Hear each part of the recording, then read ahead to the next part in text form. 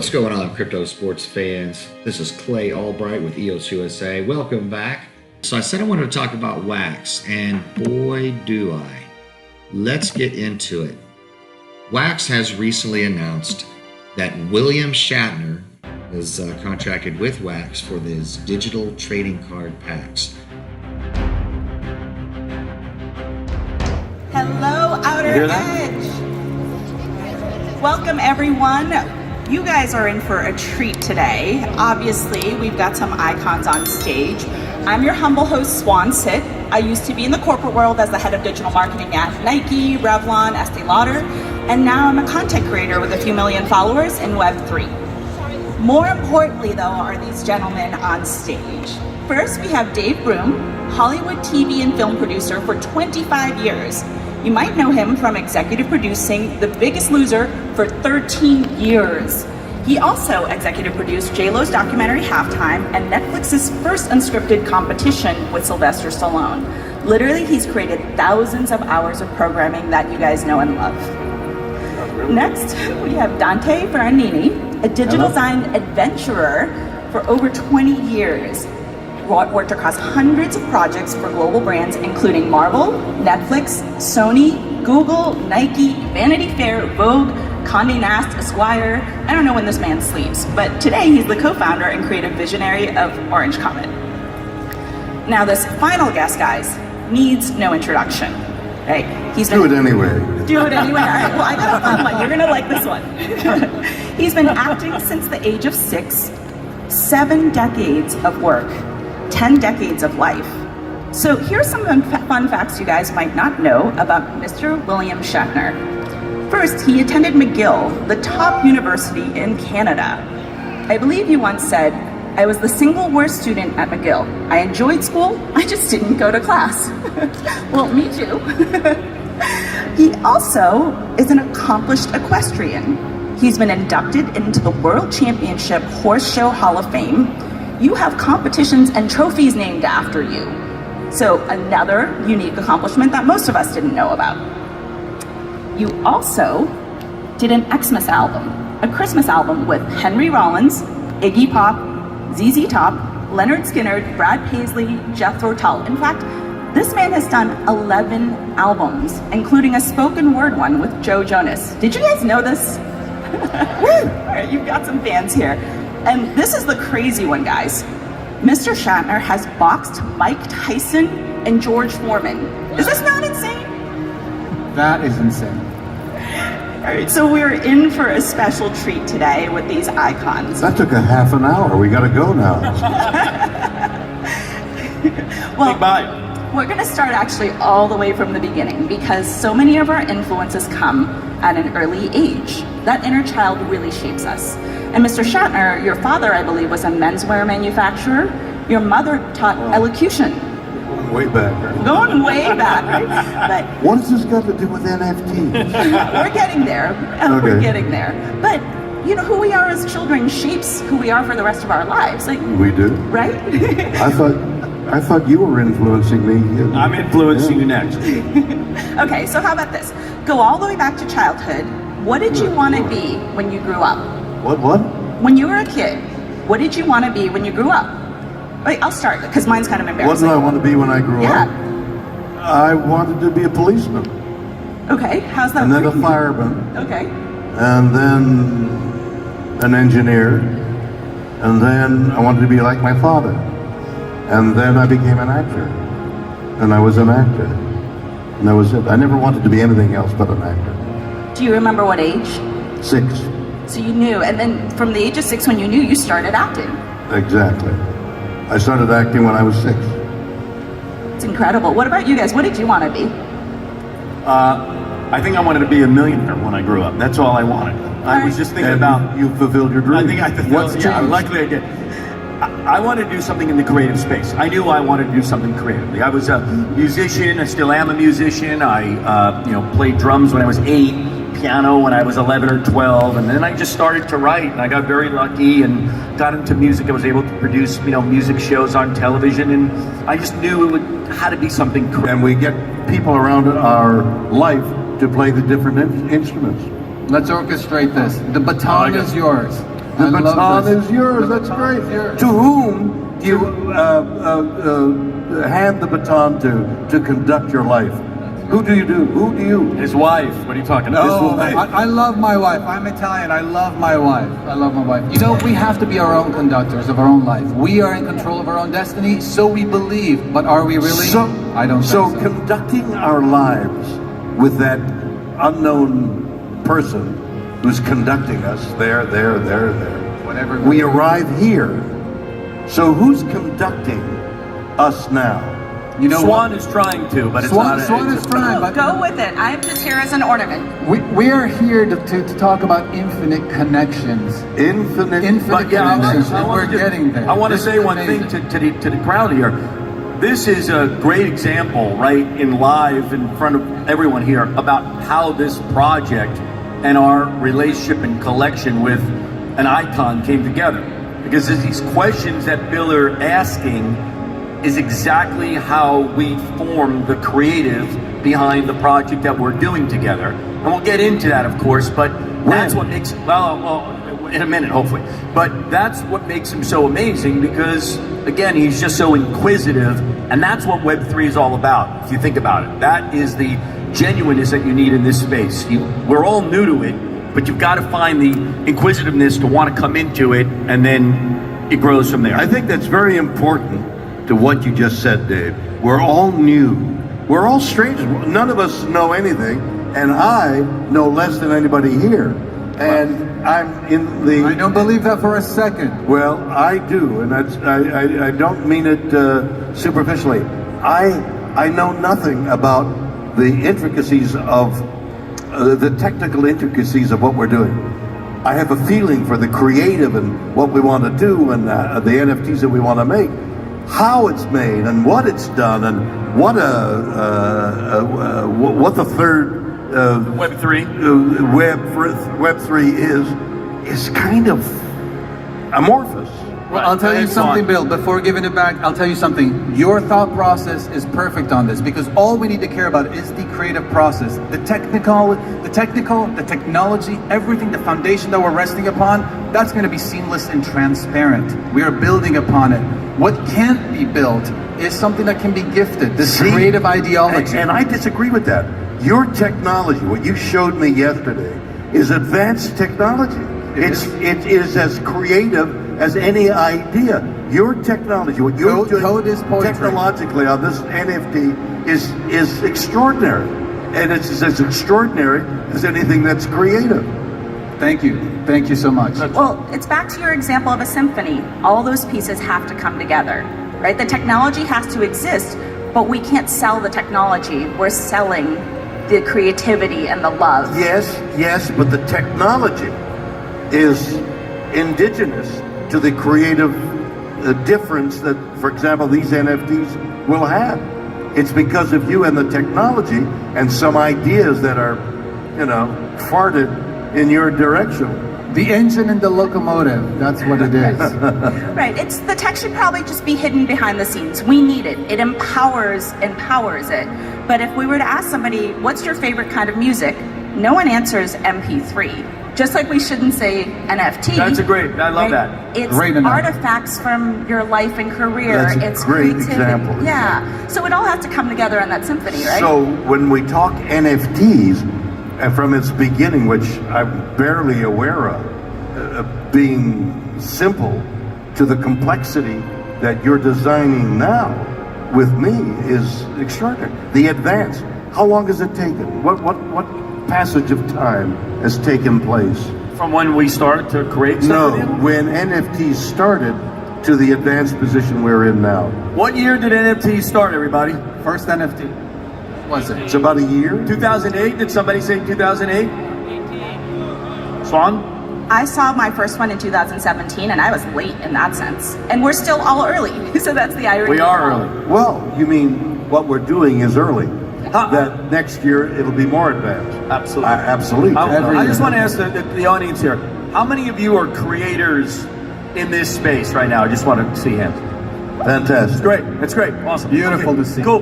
Congrats, everyone. So that's part of what we're talking about here. You guys, a majority of you, are creative, are finding inspiration wherever you find it. We had a talk about what my NFT would be like, and I have been imbued recently with the concept.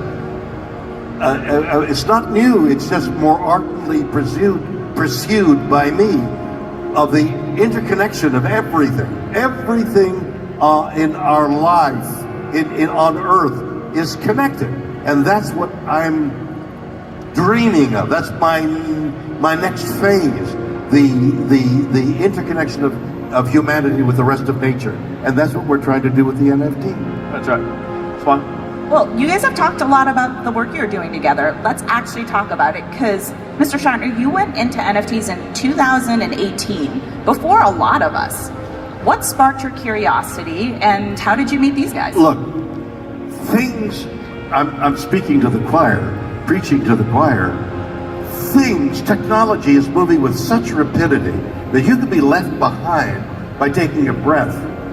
You no sooner take a breath if somebody's doing something, and my God, I wish I had thought of that. So in order to stay current, to stay up with what people are thinking, you've got to be thinking all the time. You've got to be focused on what's happening. And if you stay with what's happening, you become excited by the next advance. Every step that the technology takes, you become entranced by what that suggests and what you can add to it.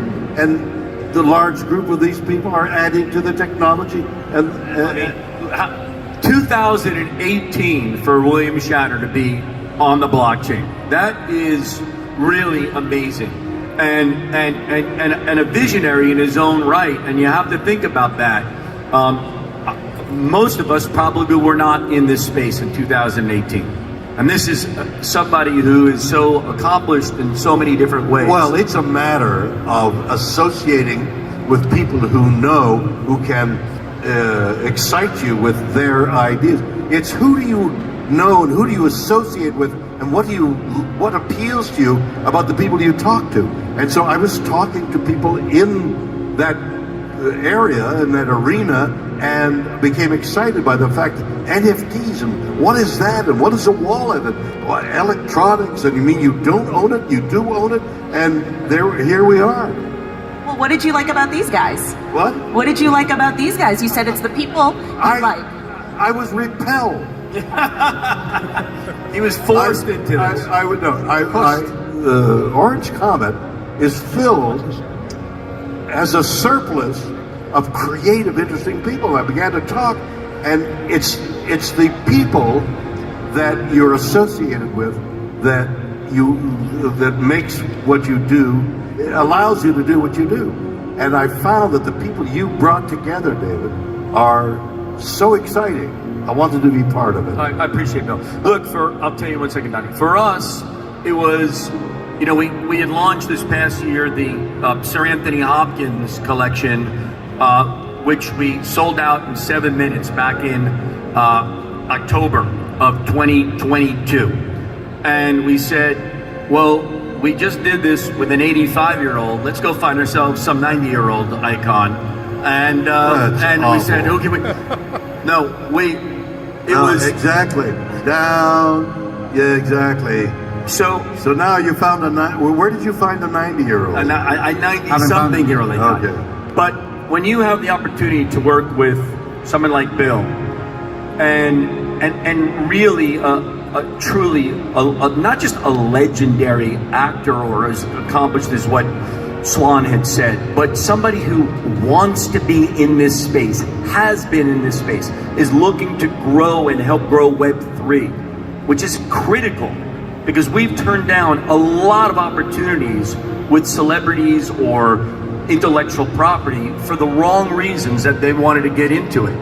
But to be honored to work with Bill, and what Dante will show you with the work that we've done and that he's done as our creative genius behind Orange Comet, you can't pass up that opportunity. And our goal is to hopefully take everyone who's in Web3 now, enthusiasts and fans, as well as bringing an entirely new base of people into this space. That's what someone like William Shatner can do. He's got fans around the world. And the only way that we believe that we can grow Web3 is to appeal to everyone who's in it, but bring the masses in. And that's our goal. Yeah. And I think that worked. I mean, the project had 10,000 packs. It was all artifacts from your life and career. There was 125,000 collectibles that sold out in 9 minutes, guys. 9 minutes, right? And technology was a part of it, but they weren't buying technology. No, they were sure. buying this experience. That's right. Dante? What I wanted to say, guys, is that, you know, as Bill was saying, technology is the foundation, but what's going to elevate Web3 and bring us into a world that's a little bit different, where we can onboard the masses, onboard everyone, is the ability to really scale up the creative. And by creative, I don't mean just designing something that looks good. Really understanding the brands that we're working with. I see a lot of amazing artists out there, and I want to talk to all the creators out there. For us, for Orange Comet, it was really creating the proper partnerships with branded IPs. We weren't seeing the proper executions out there with The Walking Dead, with all of the other film and cinematic properties. And what we're trying to put together now wants to be genuine. And I think a lot of people throw out the word authentic. Hey, we're authentic. But authenticity really means having the empathy to understand who you're working with, not just the partner, but the audience, and to really design for them. To design with empathy means to really sort of be a world traveler who understands culture and deals with people. And when you understand people, you know, at the end of the day, technology is sorely the foundation. We are going to be transparent in just a couple of years, so everyone who's a creator out there, focus on building content. Focus on building creative that lasts. Storytelling is at the heart of everything we do. It is with music, with film, with games. And that's what we work on at Orange Comet. And I know a lot of you creators out there are trying to work on the same thing. So I think for us, building something that has a much longer lens that goes into the future, which is where Bill wants to go. He's just at the beginning of his journey. It's all about exploration and discovery. We're just at the beginning. We want to take you guys further. Thank you. Well, the theme of what we're doing on the NFTs is the interconnection of nature, of which mankind is part, but a small part. So just sitting around the table before we came on, talking about a possible example of an NFT was the origin of man. How would you originate the beginning of man to my face? So that would be an interesting concept for an NFT. Start with where we started evolving and end up with me. What an interesting NFT that would be. Sure. It would be amazing. You know, it's interesting, Dante, you talked about empathy in technology and design. And I don't think I've ever seen that in a job description or a company culture. But that's what product market fit is. If you don't understand who you're trying to reach, you're not building anything that will resonate with them, right? Who are we trying to reach with an NFT? Does the public know about NFTs? Does the public know about NFTs? Guys, what do you guys think? No, they don't. Yes, exactly. Some, and those are the people you speak to, know about NFTs. But you talk to somebody on the street, and NFT knows that, National Federation, they don't know what an NFT is. Do they know about digital collectibles? What about that word? Only one? Gamers. Well, here's Gamers know about that. That's right. great. Gamers know about digital collectibles. You're absolutely right. I don't think the audience, I don't think the general public knows what we're talking about.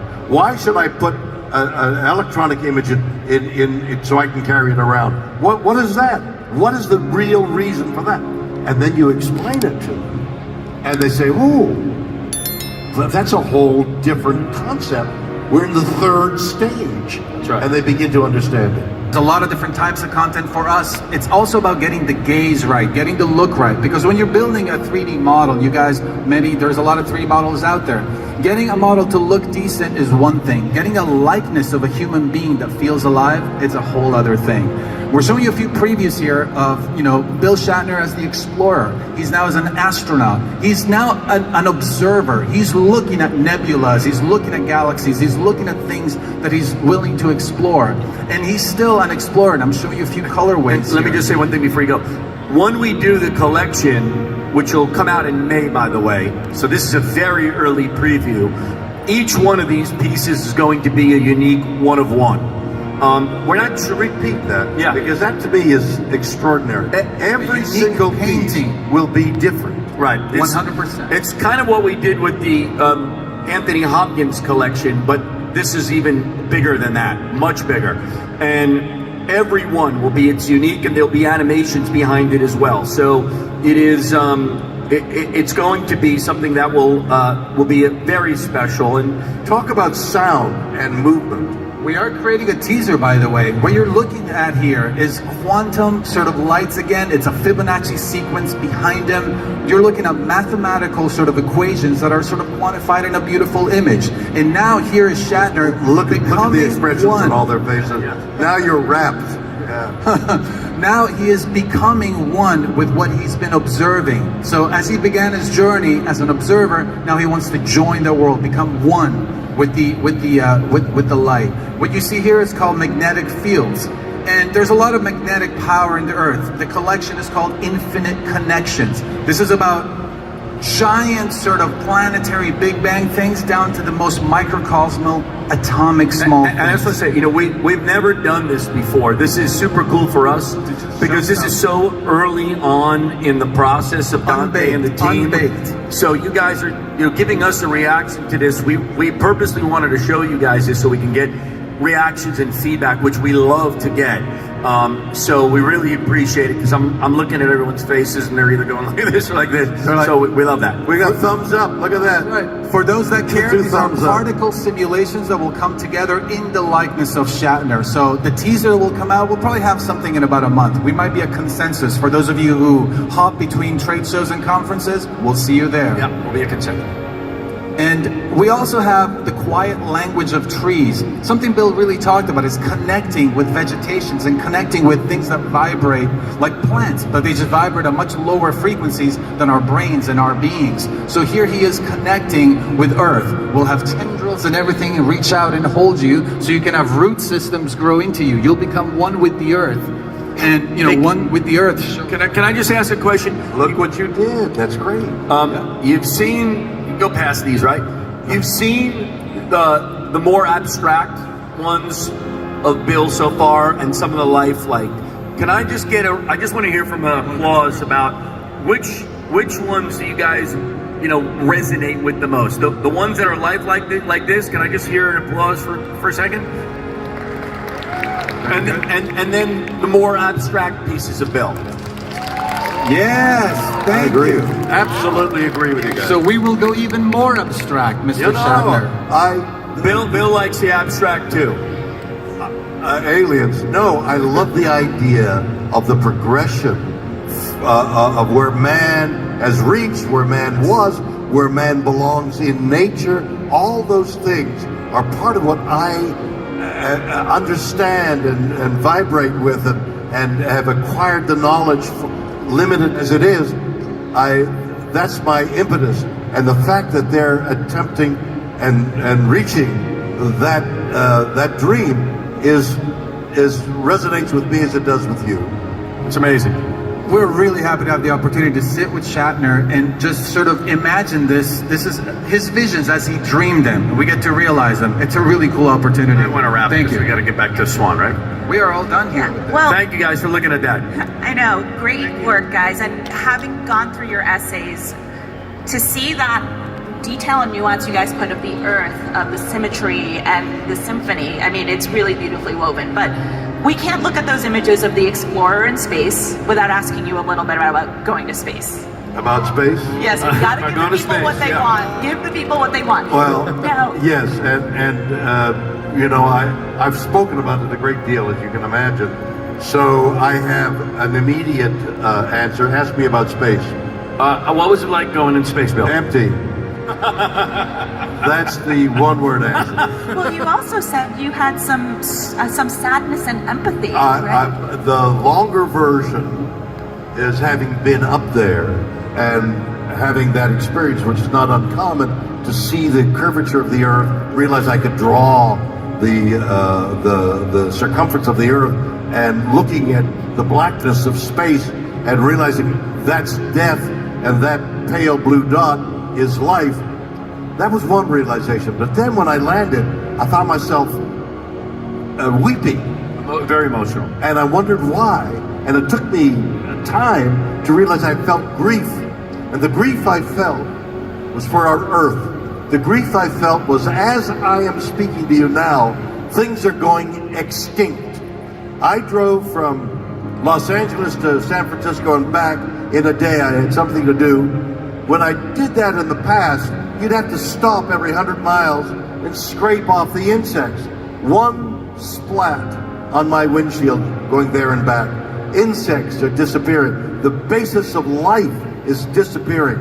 And what I felt was great grief at the disappearance of things that we didn't know existed and have disappeared. I mean, how sad is that? Life, existence is holy, is sacred, and it's gone. Those things are gone and going, and we must do something about it. How fragile life is. How That's fragile wonderful. life is. And I remember reading somewhere where someone asked you, what was your career path? And you said, career path? Hard work. There's no career path. It's just hard work. Well, it's hard work, but it's also, I don't know the word for it. I feel I'm stumbling along, finding, like you fall face forward and there's in the desert and there's a little puddle of water. I mean, it's just accidental, it seems to me. And here, finding you guys is another generous accident very of sweet. fate, and that's it. Grasp the moment is what I think. Well, speaking of grasp the moment, I hear tomorrow's a very special day for you. It is a special day tomorrow. Tomorrow is special? William Shatner's 92nd birthday. 92nd birthday. That's alive and well. What a moment. Thank you, everybody. Thank you so much for being here. Pleasure to have talked to you. I'm excited by this whole prospect. I hope you guys are as well.